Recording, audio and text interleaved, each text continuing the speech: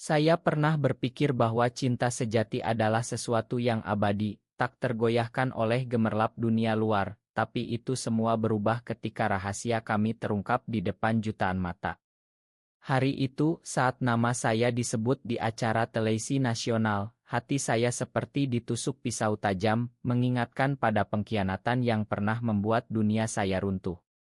Mengapa harus saya, orang biasa dari kampung kecil di Jawa, yang tiba-tiba menjadi pusat badai emosional di media sosial seluruh Indonesia? Hari itu dimulai seperti biasa, tapi dalam dada saya, ada gejolak yang tak kunjung reda. Saya, Andi, seorang guru sekolah dasar di sebuah desa kecil di pinggiran Yogyakarta, selalu berusaha menjalani hidup dengan tenang setelah segalanya berakhir. Tapi pagi itu, saat saya membuka ponsel, notifikasi membanjiri layar, tagar mantan rahasia Raka trending di Twitter, dan nama saya disebut-sebut di sana. Jantung saya berdegup kencang, seolah masa lalu yang saya kubur dalam-dalam bangkit kembali. Mengapa sekarang? Mengapa setelah bertahun-tahun diam, Raka, bintang ilmu terkenal itu, memutuskan untuk membuka semuanya di acara talk show malam sebelumnya? Saya ingat pertama kali bertemu Raka. Itu di Estial Seni di kampus Universitas Gadjah Mada, 6 tahun lalu. Saya mahasiswa semester akhir jurusan pendidikan, dia aktor pemula yang sedang naik daun di teater kampus. Matanya yang tajam, senyumnya yang hangat, membuat saya terpana. "Hai, nama saya Raka. Kamu suka seni juga," katanya saat itu, dan dari sana, percakapan kami mengalir seperti sungai di musim hujan. Dalam hati, saya bertanya-tanya, apakah ini awal dari sesuatu yang indah, atau justru bencana yang menyamar? Malam demi malam, kami bertemu diam-diam di warung kopi kecil di Malioboro. Raka bercerita tentang mimpi-mimpinya menjadi aktor besar, tentang keluarganya yang konservatif di Jakarta, dan bagaimana dia merasa terjebak dalam norma masyarakat Indonesia yang masih sulit menerima cinta seperti kami.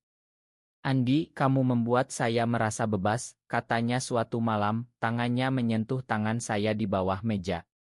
Tapi di balik kata-kata itu, ada ketakutan yang saya rasakan dalam dirinya, ketakutan akan dunia yang akan menghakimi.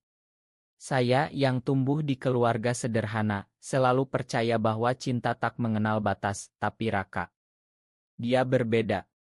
Ambisinya seperti api yang membara, dan saya takut suatu hari api itu akan membakar kami berdua. Waktu berlalu, hubungan kami semakin dalam. Kami berbagi mimpi, tawa, dan air mata. Saya ingat saat kami pergi ke pantai Parangtritis di malam hari, angin laut menyapu wajah kami. "Janji ya, Andi, kita akan bersama selamanya," bisiknya. Tapi dalam hati saya ada keraguan kecil, apakah Raka siap menghadapi dunia nyata? Di Indonesia, di mana tradisi dan agama begitu kuat, cinta kami seperti api unggun di tengah hutan gelap, hangat, tapi mudah dipadamkan oleh angin kencang. Saya mencoba meyakinkan diri bahwa kami kuat, tapi semakin sering Raka mendapat tawaran peran di ilmu, semakin jauh dia terasa. Suatu hari, telepon dari Raka datang saat saya sedang mengajar. Suaranya gemetar. "Andi, saya dapat peran utama di ilmu besar. Tapi, produser bilang saya harus jaga image." Kata-katanya seperti petir di siang bolong. Image. Apa artinya itu bagi kami? Malam itu, kami bertengkar hebat di apartemen kecilnya. "Kamu mau saya sembunyikan selamanya? Seperti rahasia kotor," tanya saya, air mata mengalir. Raka memeluk saya, tapi pelukannya terasa dingin. "Ini sementara, Andi. Demi masa depan kita." Tapi dalam dada saya ada suara yang berbisik, ini awal dari akhir. Beberapa bulan kemudian, Raka semakin sibuk. Panggilan kami jarang, pertemuan kami seperti mimpi buruk yang terselip di antara jadwal syutingnya. Saya merasa seperti bayangan di hidupnya, tak terlihat tapi selalu ada. "Mengapa kamu tak pernah bilang ke siapapun tentang kita?" tanya saya suatu malam. Jawabannya menyakitkan, "Indonesia belum siap, Andi. Kalau ketahuan, karir saya hancur." Hati saya hancur mendengar itu. Apakah cinta kami kurang berharga dari sorotan lampu panggung? Akhirnya, pengkhianatan itu datang. Saya mendapat pesan dari teman, Oto Raka dengan seorang wanita, digosipkan sebagai pacar barunya. Dunia saya gelap. Saya hubungi dia, tapi jawabannya dingin, ini bagian dari promosi ilmu, Andi. Kamu harus mengerti. Mengerti. Bagaimana saya bisa mengerti saat hati saya seperti diremuk? Malam itu, saya menangis sendirian di kamar, mempertanyakan segalanya. Apakah saya hanya alat bagi ambisinya? Putus asa, saya putuskan untuk pergi. Selamat tinggal, Raka. Semoga kamu bahagia dengan duniamu yang sempurna, pesan terakhir saya. Dia tak menjawab. Tahun-tahun berikutnya, saya bangun kembali hidup saya di desa, mengajar anak-anak, mencoba melupakan. Tapi setiap kali melihat poster Ilm Raka di jalan, hati saya sakit. Mengapa dia memilih pengkhianatan daripada kami? Kembali ke hari ini, saat tagar itu meledak, saya duduk di depan, menonton ulang acara malam sebelumnya. Raka dengan mata berkaca-kaca, berkata, ada seseorang di masa lalu yang sangat saya cintai, tapi saya khianati demi karir. Andi, maafkan saya. Nama saya disebut dan dunia maya geger. Komentar membanjiri, dukungan, hujatan, pertanyaan. Hati saya campur aduk marah, sedih, dan rindu. Saya tutup ponsel, berbaring di tempat tidur. Mengapa sekarang, Raka? Apakah ini penebusan atau hanya trik publisitas? Dalam hati, saya bergulat, makan atau lupakan. Masa lalu kembali menghantui dan saya tahu badai ini baru mulai. Badai emosional semakin kencang menyapu hati saya pagi itu. Setelah acara televisi malam sebelumnya, ponsel saya tak henti berdering, teman, keluarga, bahkan wartawan. Andi, benar kamu mantan Raka? Tanya seorang teman lama. Saya diam, tapi dalam dada ada jeritan yang tak terucap. Mengapa Raka membuka semuanya sekarang setelah bertahun-tahun diam? Apakah ini cara dia menebus dosa atau justru menyakiti saya lagi? Saya ingat masa-masa indah kami sebelum semuanya runtuh.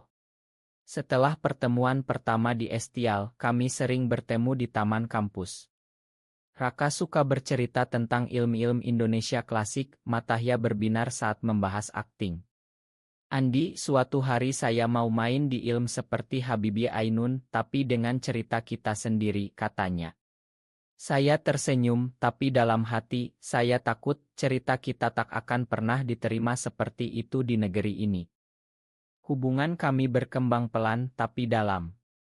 Kami berbagi rahasia yang tak pernah diceritakan ke orang lain.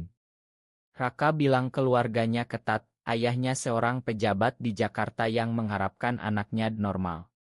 Mereka tak akan paham, Andi. Tapi denganmu, saya merasa utuh. Kata-katanya menyentuh, tapi semakin sering saya merasa seperti beban. Saat kami jalan-jalan di Borobudur, tangan kami saling genggam diam-diam, saya berpikir, apakah ini cukup? Atau saya harus menuntut lebih? Konflik pertama muncul saat Raka mendapat peran kecil di sinetron. Dia semakin jarang pulang ke Yogyakarta. Syuting di Jakarta, Andi. Sabar ya, katanya lewat telepon. Saya sabar, tapi kesepian menyiksa. Malam-malam sendirian, saya bertanya pada diri sendiri, apakah cinta ini layak diperjuangkan? Raka bilang iya, tapi tindakannya berkata lain. Suatu akhir pekan, dia datang ke Yogyakarta. Kami bertemu di sebuah kai kecil. Andi, saya rindu kamu, katanya, memeluk saya erat. Tapi di matanya ada kegelisahan. Malam itu, kami bicara panjang. Karir saya mulai naik.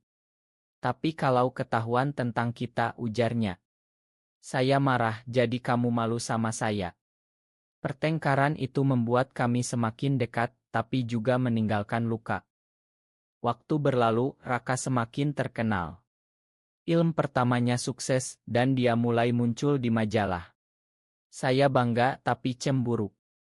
Kamu bahagia kan, Andi? Tanyanya. Saya jawab ya, tapi dalam hati, tidak. Saya merasa hilang di bayangannya. Pengkhianatan semakin dekat. Saat dia dapat peran utama, agennya menyarankan pacar palsu untuk promosi. Ini bisnis, Andi. Bukan sungguhan, katanya. Tapi saat oto-oto itu beredar, hati saya hancur. Kamu bohongi saya, jerit saya lewat telepon. Raka menangis, Ma, saya takut kehilangan semuanya. Putus, itu keputusan saya. Cukup, Raka. Pergilah ke duniamu. Dia memohon, tapi saya tegas. Setelah itu, saya pindah ke desa, mengajar, mencoba sembuh. Tapi luka itu dalam. Kembali ke sekarang, saat media sosial geger, saya dapat pesan dari nomor tak dikenal. Andi, ini Raka. Kita perlu bicara. Hati saya bergejolak. Makan. Atau tutup buku lama. Emosi semakin membara, dan saya tahu ini baru permulaan badai yang lebih besar. Emosi saya seperti lahar gunung Merapi yang siap meledak pagi itu. Setelah pesan dari Raka, saya tak bisa tidur. Mengapa sekarang, gumam saya pada cermin? Media sosial penuh spekulasi, Andi siapa? Benarkah Raka Gai? Komentar pedas menusuk hati, mengingatkan betapa rentannya posisi kami di masyarakat Indonesia yang masih penuh prasangka. Saya ingat puncak kebahagiaan kami sebelum badai. Setelah pertengkaran pertama, Raka ajak saya ke Bali untuk liburan rahasia. Di pantai Kuta, di bawah matahari terbenam, kami berjanji setia. Andi, kamu satu-satunya, bisiknya. Tapi di balik keindahan itu ada bayang-bayang, teman Raka yang mulai curiga. Hati-hati, bro. Image lo penting, kata salah satunya. Kembali ke Yogyakarta, konflik semakin dalam. Raka sering batal janji karena syuting. Ma, Andi. Besok ya. Saya mulai ragu apakah saya prioritas. Dalam hati, saya bergulat, cinta atau ego. Pengkhianatan klimaks saat launching ilmnya. Saya datang diam-diam, tapi melihat dia berpelukan dengan pacar palsunya di depan kamera. Hati saya remuk. Pulang saya konfrontasi, kamu pilih karir atau saya? Jawabannya menyakitkan, saya butuh ini, Andi. Paham dong. Malam itu pertengkaran hebat. Kamu khianati saya, jerit saya. Raka menangis, ini sementara. Tapi saya tahu itu akhir. Setelah putus, saya jatuh ke lubang hitam. Depresi menyergap, saya tak bisa mengajar dengan baik. Keluarga curiga, tapi saya diam. Mengapa Tuhan beri cobaan ini, tanya saya pada diri sendiri. Raka naik daun, ilmu-ilmunya laris. Saya lihat dari jauh, hati pedih. Mengapa dia tak pernah hubungi? Sekarang dengan pengakuan di dunia berubah. Wartawan datang ke desa, keluarga syok. Ibu menangis, Andi benar. Saya angguk, air mata jatuh. Pesan Raka lagi, temui saya di Jakarta. Hati saya terbelah, pergi atau tidak.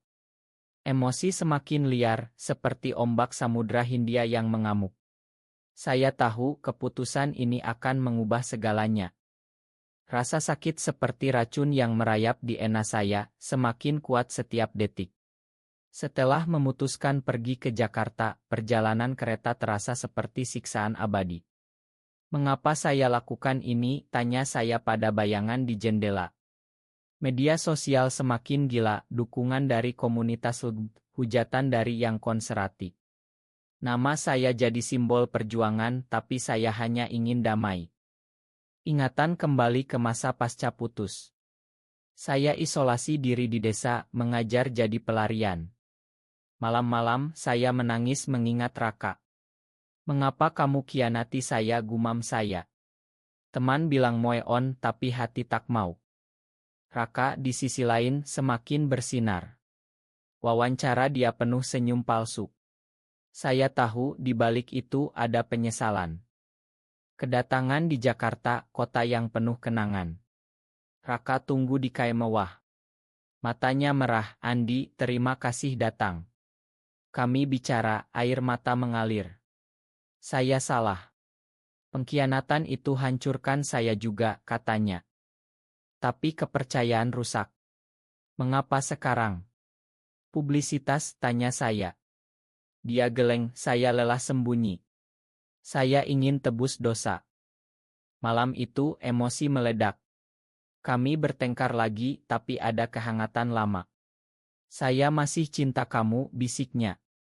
Hati saya goyah. Kembali ke desa, saya bergulat inner conflict. Makan.